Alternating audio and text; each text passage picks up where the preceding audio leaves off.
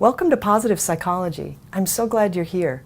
You know, one of the key founders of the positive psychology movement, Mihaly Csikszentmihalyi, tells us that to live a good life, it's not enough to remove what is wrong with it. And positive psychology is two things at once. First and foremost, it's an active area of science that investigates those positive things that we need to add to our lives to make them good. Yet in addition, it's a movement, a dynamic force the world over. And I'm captivated by the image of you out there being able to take your curiosity about positive psychology to the next level. Just by taking this course, you'll gain skills to make a positive difference, not only in your own life, but also in the lives of others in your community. Now imagine the positive ripples that radiate out from your efforts here. And now imagine those positive ripples multiplied by thousands or tens of thousands. You are part of something much larger here. That's the positive psychology movement, and you're right at the center of it. Now I see the broad reach of this movement firsthand, having been elected president of the International Positive Psychology Association. Members of IPA, as we call it, hail from more than 70 countries and include scientists and practitioners, alongside students and anyone else with an abiding interest in positive psychology. In fact, IPA can help you maintain your connection to the positive psychology community long after you've completed this course. Now, speaking of community, you'll notice that I teach this online course as a small seminar, and that you'll be taking it alongside 4 in-video classmates, Brett, Kelly, Patrick, and Debbie. Now, I chose this format for 2 reasons. First, each of these people has a unique perspective on positive psychology that I know you'll benefit from hearing. Second, I think learning happens best through dialogue and sharing ideas, and this small seminar format allows this exchange in the videos themselves. Also, from time to time in these videos, you'll see tiny yellow lines bisect the timeline. At each of those moments, and there's one coming up soon, I'll pause the action to give you a moment to reflect or answer a quick question. Doing so will heighten your engagement with positive psychology, so don't miss out. And you know, scientific studies show that whenever you shift from passively absorbing course material to actively engaging with it, your learning accelerates. So welcome to week 1. Let's begin.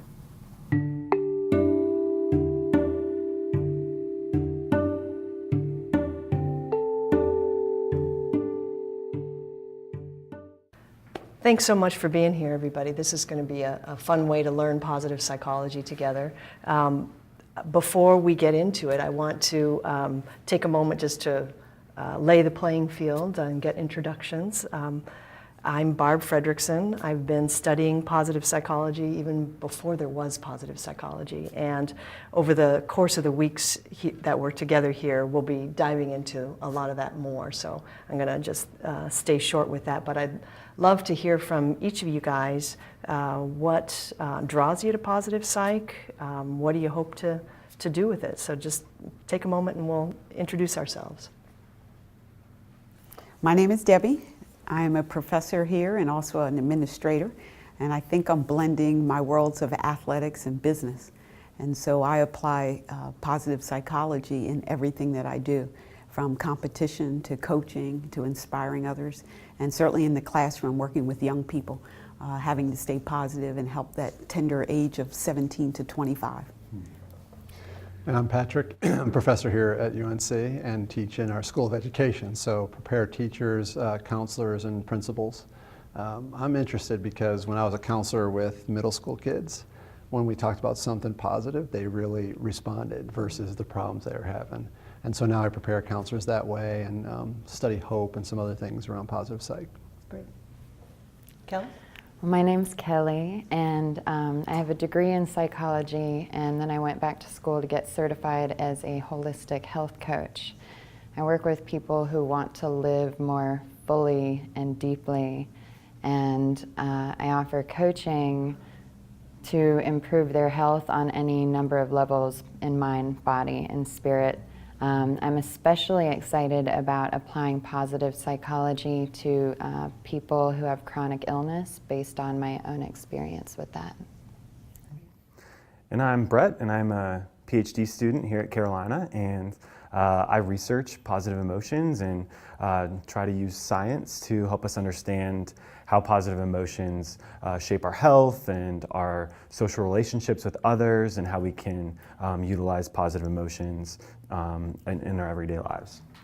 Great. I am so grateful that you're all here joining me in this course, because your perspectives are going to mean so much to the other people who take this course through other means. So thanks a lot. I'm really grateful. So I really love to refer back to Chris Peterson, a good friend of mine who's been a leader in positive psychology, used to say, positive psychology is not a spectator sport, that you have to dive right in and experience it, because otherwise it's just a bunch of abstract ideas. So I want to start us off by getting us familiar with the concepts of emotion. So I want you to have an emotion right now. So, and we're going to start off with the bad. I want you to think of, relive a negative emotional experience, maybe something that was so frustrating that, it just made you want to explode. And just take a moment to relive that in your mind. Think about where you were, who you were with, what had just happened. And as you begin to relive that in your mind, just notice whether you can make it grow for just a second or two. And then take a moment to reflect on what stands out in that experience. How does reliving this make your body feel? What does it make your face feel like? What thoughts come to mind? What does it make you want to do? My first thought is to reject it. Yeah. I don't want to go back there. Yeah, And so I'm getting rigid and heart starts racing. right, Yeah, right. it's uncomfortable. Right. So with any emotional experience, they either fit with or against what we want. So a big part of emotion experience is this wanted or unwanted? And so there's often either an embrace it, I want to feel this way, or no, don't want to feel this way. So that great example of just that responses to emotion are a big part of emotion. You can't have an emotion without having a response to emotion at the same time. Anyone else? I wanted to echo something that you mentioned, in that when I think about something, that negative emotion, you said your heart started racing, and I experienced that too, both in the moment when I'm experiencing it, but even when I'm thinking about it, I can sometimes, you can feel your heart racing and kind of tense up, and it's like, it's a very full body type of feeling. Right. One of the things that's so true of emotions is emotions aren't something that just sit up in your head, roll around in your skull. They are embodied. And there's no emotion that isn't embodied. So it's going to affect what happens in your heart. It's going to affect your muscle tension. It's going to, certainly affect aspects of how you carry yourself even. So anyone else want to join in? Just my reaction a little bit is I want to move on, so it's hard for me to come and process that negative thing. Yeah. I always try to be future focused, so if, I try to move from that. So it's hard for me to go back and do that reflection on negative stuff. Right. So again, I think there's a real way in which individual differences come into play here a lot, whereas, some people can't move on from the negative, and then some people, want to move past them really quickly. Again, your kind of preferences and home way of being with emotions kind of shows up right away. Yeah. One of the things that I wanted to just point out is there's a typical models of emotion that help us understand sort of what's all happening in an emotional experience. I asked you to think about a circumstance that might have made you frustrated. So a lot of times emotions, they start as situated experiences. So, some way in which your current circumstance is good for you or bad for you. but it's not like there's an automatic connection between a situation and everybody's going to feel the same way. How people interpret that situation is the place that turns an emotion into despair or hope, or kind of it's a major gateway into whether emotions are negative or positive, or what flavor of positive or what flavor of negative they'll be. So that interpretation phase is often called the sense making or the appraisal that comes out of it. Brett, you mentioned that you could definitely feel the changes in heart rate or muscle tension, and so one of the things I would want to point out is that that's not just a private experience. I mean, how are other people going to be able to pick up on that? Certainly your face feels kind of a little bit different if you're holding your jaw tight. People can see that. If you're starting to get like tense or whatever, people can see that. This is part of, emotions aren't just a private experience. They are, whether we like it or not, they're broadcast. They're broadcast out. So those bodily changes show up in posture, they show up in the tone of our voice, they show up, in what people are picking up from our smiles or our frowns or scowls, so.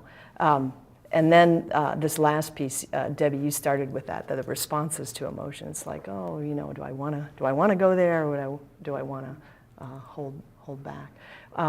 One thing that's I really want to emphasize is these responses to emotion are no small thing. I mean, you can you respond to a situation by, like, oh, I don't want to feel this way. I don't want to show anybody what I'm feeling. I'm going to try to be kind of stone-faced about it. So one response would be to try to modify or clamp down on what you were feeling. Another response would be like, oh, I want to think about this situation differently. You might think you first come across something kind of scary, maybe go into a transition to high school, your example, and then you can reframe it, well, it's an opportunity to make new friends, or some kind of one response could be to, I don't want to feel this way, let me think about it differently. Another response is to go and change the situation, this isn't a great situation, I want to, these people are kind of at odds with each other, I want to bring them together, or something like that. So these responses to emotion create this like dynamic change over time. So it's sometimes people take emotions just to be that feeling state. It's like, oh, I feel happy or I feel irritated. But what we have is so much more in terms of, there's the embodied thoughts, and a dynamic change in what those are. So from a scientific perspective, we don't think of emotions as just a feeling state. It's an embodied feeling state that comes with action, urges, that comes with responses that get us to change the situation or change our thoughts. So anyway, thanks for playing along with going to the negative for a moment. But I appreciate that. Yeah.